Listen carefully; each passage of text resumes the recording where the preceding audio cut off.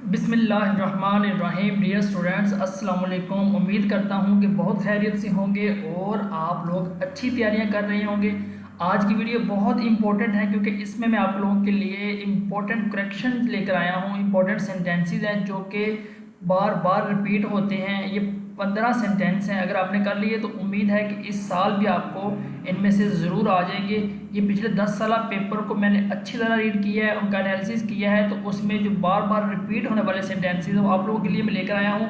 तो अच्छी तरह से आपने इनको करना है। ये इंग्लिश के सेंटेंसेस हैं जो इंग्लिश के पेपर में आने वाले हैं। और अगर आप पंजाब, सरगोदा और गुजरात यूनिवर्सिटी के स्टूडेंट हैं तो आप ये वीडियो लाजमी देखें, क्योंकि इस वीडियो में आपके लिए मैं इंपॉर्टेंट जो है करेक्शन के रूल्स लेकर आया हूँ। और इसके अलावा अगर आपको लेक्चर्स चाहिए हैं इंग्लिश के हवाले से, चाहे वो बीए पार्ट 1 है, बीए पार्ट 2 है, किसी भी यूनिवर्सिटी का, तो उसके लिए भी लिंक जो है वो डिस्क्रिप्शन में मौजूद है। इडियम्स, करेक्शंस, एप्लीकेशंस, नॉवल, बहुत कुछ डिस्क्रिप्शन में मौजूद है। आप जाकर लेक्चर्स देख सकते हैं। बहरहाल इस वीडियो में आपको मैं इंपॉर्टेंट 15 सेंटेंसेस बताने वाला हूँ।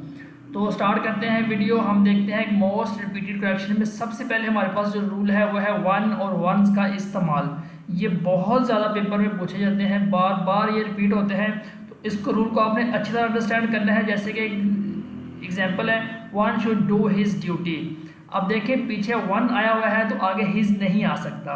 क्यों? क्योंकि वन एक इंडेफिनेट प्रोनाउन है और इंडेफिनेट प्रोनाउन का जो पोजेसिव केस है वो वंस होता है। एक और एग्जांपल लें, one should keep his promise. ये दो सेंटेंस हैं। अब अगर ऐसा केस आता है कि पीछे वन लिखा हो, आगे हिज या हर लिखा हो, तो आपने करना क्या है, आपने simply one should do once duty, his को आपने वंस में कन्वर्ट कर देना है, दैट्स ऑल। ये आपका सेंटेंस बिल्कुल करेक्ट हो जाएगा। इसी तरह नीचे वाला है one should keep his promise, तो आपने कहना है one should keep once promise. ठीक है, तो ये आपका वन वाला रूल जो है वो क्लियर हो जाएगा। समझ आ गई है उम्मीद करता हूँ। उसके बाद हम सेकंड देखते हैं कि सेकंड हमारे पास है मैनी वर्क्स या मैनी एडवाइसेस। ये भी सेंटेंस बार बार पूछा जाता है, उसको हम अक्सर गलत कर देते हैं। तो इसका राइट यूज़ क्या है, एग्जाम्पल देखते हैं। The teacher gave me many advices. Teacher ने मुझे बहुत सी नसीहतें की। And I have many works to do. मेरे पास बहुत ज़्यादा काम है करने के लिए। तो डियर स्टूडेंट्स, एडवाइस और वर्क जो है इसको प्लूरल यूज़ नहीं करते। अगर ऐसा करना पड़ जाए, इनको प्लूरल यूज़ करना पड़ जाए तो फिर क्या करेंगे हम, तो फिर हम करेंगे the teacher gave me many pieces of advice. Advice को हम सिंगुलर ही रहने देंगे, लेकिन उससे पहले हम पीसीज ऑफ का वर्ड या वर्ड्स ऑफ का वर्ड यूज़ कर देंगे हम। ठीक है। इसी तरह नीचे I have many pieces of work to do. ठीक है, तो एडवाइस को और वर्क्स को हमने एस रिमूव कर दिया, उसके पीछे हमने पीसीज ऑफ का वर्ड यूज़ कर लिया है। तो ये अब आपका बिल्कुल ठीक है।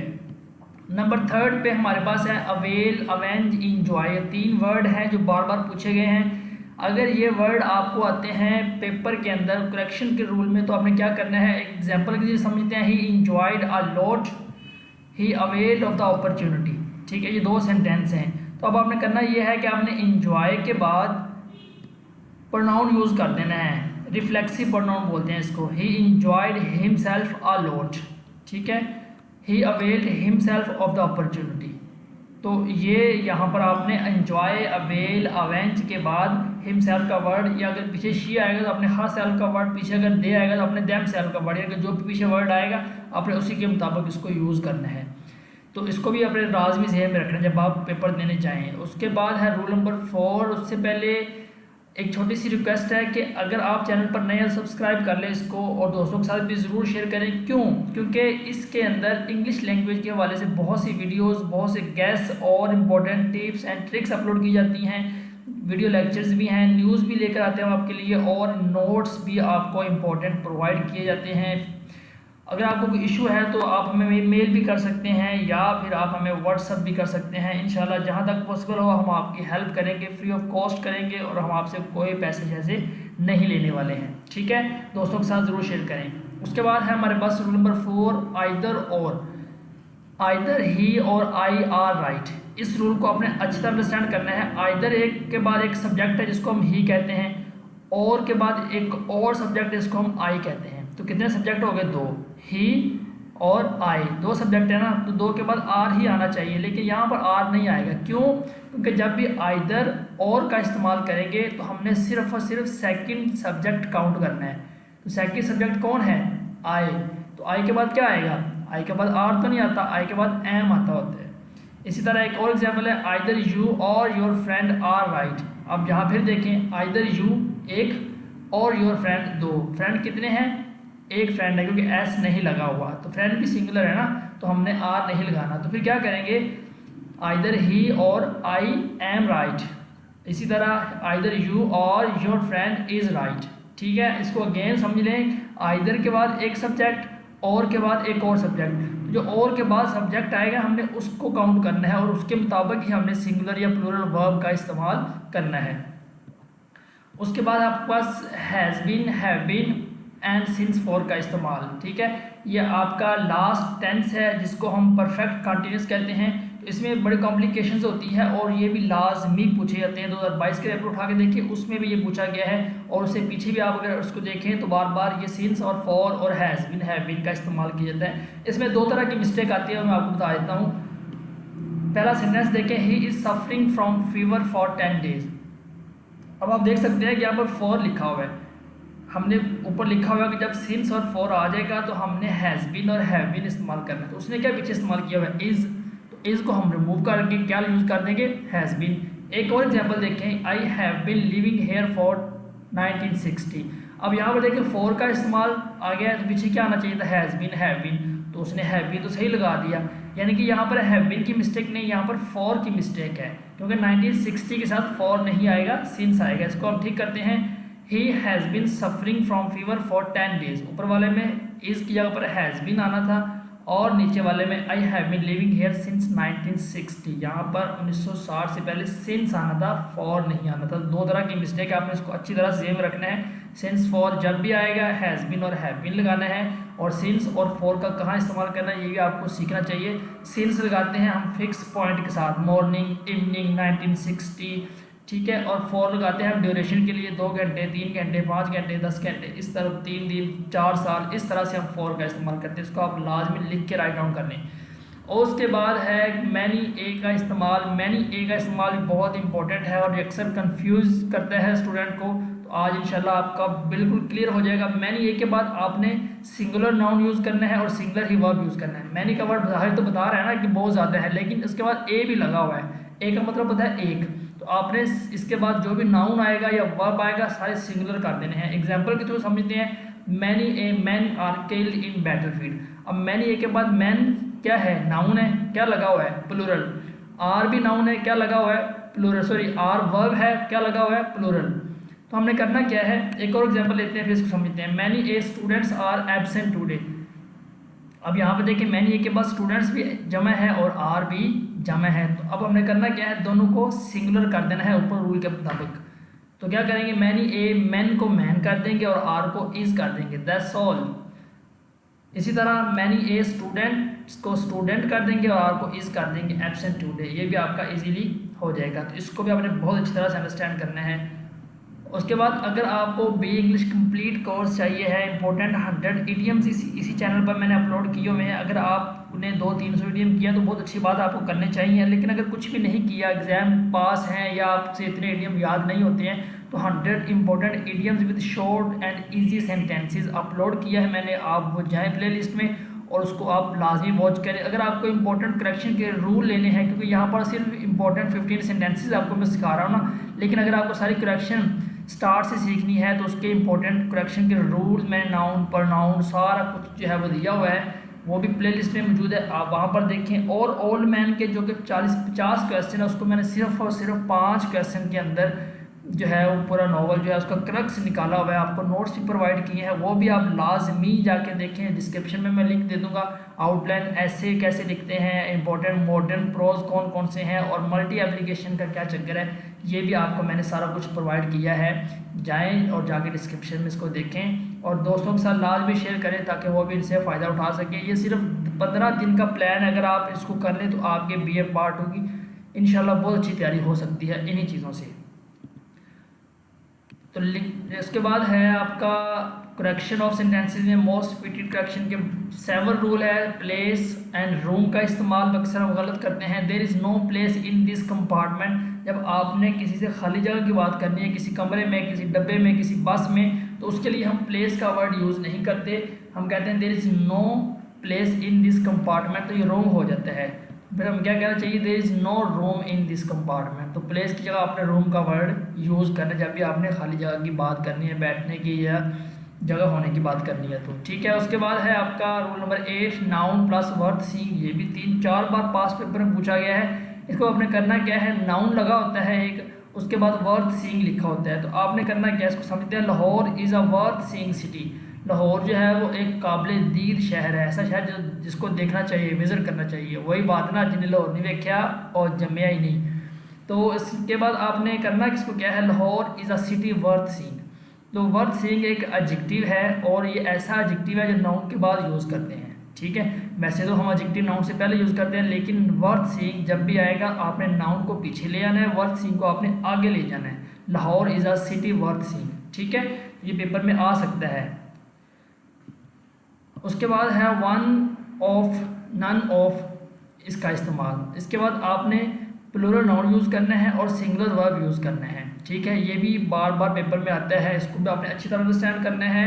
None of the students have passed, student में से कोई भी पास नहीं हुआ, ठीक है, यानी कि एक भी पास नहीं हुआ। अब देखिए ज़रा, नन ऑफ का इस्तेमाल है, उसके बाद स्टूडेंट्स लगा हुआ है, प्लूरल नाउन लगा हुआ है, बिल्कुल ठीक लगा हुआ है, लेकिन वर्ब क्या लगा हुआ है, सिंगुलर लगा है, नहीं, हैव लिखा हुआ है उसने, तो गलत है ना। None of them have done it, again यहाँ पर नन ऑफ का इस्तेमाल है और हैव लिखा हुआ है, तो उसको करेक्ट करेंगे हम। None of the students has passed, none of them has done it, तो ये आपका करेक्ट हो जाएगा। उसके बाद आपके पास है सुपीरियर, जूनियर, ये कुछ अल्फाज हैं, आपने इनको अच्छी तरह से याद करना है। इनकी निशानी ये है कि इनके एंड पे ओ आर आता है, सुपीरियर, सीनियर, जूनियर, इन्फीरियर। लेकिन नीचे वाले जो 2 लफ्ज़ है प्रेफर और एल्डर, ये ई आर वाले हैं। अमूमन इनके बाद दैन का वर्ड यूज़ होता है, लेकिन जब ये अल्फाज आ जाएंगे ये 5-7, तो आपने इनके बाद टू का वर्ड यूज़ करना है, ठीक है। This pen is superior than that, तो सुपीरियर का वर्ड आ गया है, एंड पे ओ आर आया हुआ है, तो आपने इसको दैन को टू में कन्वर्ट कर देना है। I am senior than him in length of service, I am senior, than को आप क्या कर देंगे, टू, वेरी गुड। तो ये नीचे इसकी हम करेक्शन भी कर लेते हैं। This pen is superior to that, I am senior to him in length of service, ठीक है। एल्डर भी आ सकता है और प्रेफर भी आ सकता है, आपने इसको भी अच्छी तरह से जेन में रखना है। उसके बाद है आपके such as, lest, should, although, yet, ये 3 है। वैसे तो ये बहुत ज़्यादा है, लेकिन यहाँ पे मैं आपको सिर्फ 2 से 3 सिखा रहा हूँ। ये कॉम्बिनेशन होते हैं जो कि पेयर में यूज़ होते हैं। सच आएगा तो उसके बाद एज ही आएगा, कोई और वर्ड आप यूज़ नहीं कर सकते। लेस्ट आएगा तो आप शुड ही यूज़ करना पड़ेगा। एग्जाम्पल के थ्रू समझते हैं। Such careless boys who do not study fail, इस तरह के लापरवाह लड़के जो नहीं पढ़ते फेल हो जाते हैं। अब सच के बाद क्या लिखा हुआ है, हु लिखा हुआ है, तो ऊपर हमने क्या देखा था, सच के बाद हु नहीं आ सकता। एक और एग्जाम्पल लेंगे, work hard lest you may fail, lest का वर्ड आ गया है तो नेक्स्ट क्या लिखा हुआ है, मे, तो ये भी गलत है ना। तो उसको हम क्या करेंगे, सच के बाद जो हु लिखा हुआ है उसको हम एज कर देंगे और लेस्ट के बाद जो मे लिखा है उसको हम शुड कर देंगे, तो ये ठीक है। इस तरह थर्ड वाला ऑल्दो येट का मैं यहाँ पे एग्जांपल नहीं दे रहा, लेकिन आपने उसको भी ज़हन में रखना है। लेकिन अगर उसने ऑलरेडी ऑल्दो के साथ येट लगा दिया हुआ तो फिर आपने येट भी खत्म कर देना, सिर्फ आपने कॉमा लगा देना है, ये बात भी ज़हन में रखिएगा। उसके बाद आपके है गुड और वेल का इस्तेमाल, ठीक है। ये भी पेपर में 2 दफ़ा आया हुआ है, 3 दफ़ा, तो मैंने कहा आपको मैं समझा ही दूँ ताकि इसको भी आप गलत ना कर लें। शी सिंग्स गुड, गुड नहीं आएगा, आपने इसको करना है शी सिंग्स वेल। इसमें एक और सेंटेंस है, he was failed in BA, तो सेकंड फॉर्म जब आ जाए तो फिर हम वॉज का इस्तेमाल नहीं करते, इसको हम करेंगे ही फेल्ड इन BA, ठीक है। तो ये आपका सेंटेंस हो जाएगा। गुड और वेल वाला आपने अच्छी तरह से देखना है। अब ये गुड की जगह पर वेल क्यों आएगा, क्योंकि सिंग्स जो है वो एक वर्ब है और वर्ब के बाद एडवर्ब आना चाहिए जो कि वेल है। गुड जो है वो एक एडजेक्टिव है और एडजेक्टिव नाउन के साथ आता होता है, वर्ब के साथ नहीं आता। सिंग्स तो एक वर्ब है ना, तो अगर यहाँ पर किसी शख्स का नाम होता good boy, bad boy, handsome boy, तो फिर तो गुड ठीक था क्योंकि वो नाउन के साथ आना था। लेकिन यहाँ पर वेल है क्योंकि वेल एक एडवर्ब है और एडवर्ब हमेशा वर्ब के साथ ही आता है, इसलिए शी सिंग्स वेल। और उसके बाद बहुत ही इंपॉर्टेंट बात कि अगर आपको 100% ओरिजिनल गैस चाहिए BA पार्ट 2 इंग्लिश का, तो वो भी मैंने अपलोड किया हुआ है। 22 में भी किया था, 21 में भी किया था, 23 में भी किया है और 24-25 सबके लिए जो है मैं आप लोगों के लिए गैस लेकर आता हूँ, तो आप इसको अच्छी तरह से देखें। अगर आपको गैस चाहिए, पार्ट 1 का पेपर हुआ है तो अल्हम्दुलिल्लाह मोर देन 75% पेपर उसी गैस में से आया है और स्टूडेंट ने मैसेज किया है, तो मैं बहुत एक्साइटेड हुआ हूँ कि उन्होंने जो मैसेज किए हैं वो मुझे बहुत हेल्पफुल रहे हैं। तो बी ए पार्ट 2 इंग्लिश गेस्ट में मोस्ट इम्पोर्टेंट क्वेश्चन जो हर साल पूछे जाते हैं उसका लिंक मैंने डिस्क्रिप्शन में दिया है, आप जाएं और उसको अभी देखें।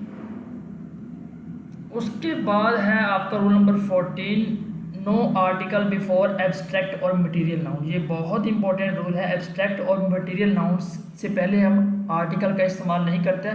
कुछ मखसूस केसेस में कर भी लेते हैं लेकिन अमूमन हम नहीं करते होते, ठीक है।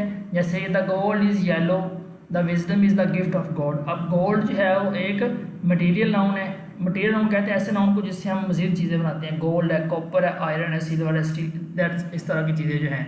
और विजडम जो है वो एक एब्स्ट्रैक्ट नाउन है जिसको हम छू नहीं सकते, देख नहीं सकते, चख नहीं सकते, वो होता है एब्स्ट्रैक्ट नाउन। लव है, हेट है, विजडम है, करेज है, ऑनेस्टी है, इस तरह के। इनसे पहले नाउन का इस्तेमाल नहीं करना। और इंसान आ जाए मैन, इससे पहले भी आपने द का वर्ड यूज़ नहीं करना। तो क्या करेंगे, इसको फिर हम मूव कर देंगे।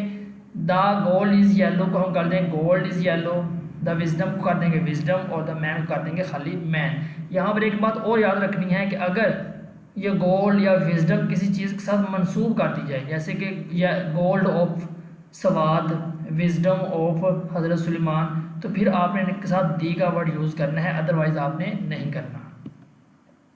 इसको आपका लास्ट रूल है past indefinite with adverb of time. Past indefinite use करना है जब पास्ट में कोई टाइम मेंशन कर दिया जाए। For example he had come yesterday. अब येस्टरडे जो है पास्ट इंडेफिनिट में एक एडवर्ब ऑफ टाइम को शो कर रहा है, इसलिए आपने इसको हैड कम के साथ नहीं करना, बल्कि आप इसको पास्ट इंडेफिनिट यानी कि सेकंड फॉर्म में आप इसको कन्वर्ट कर देंगे।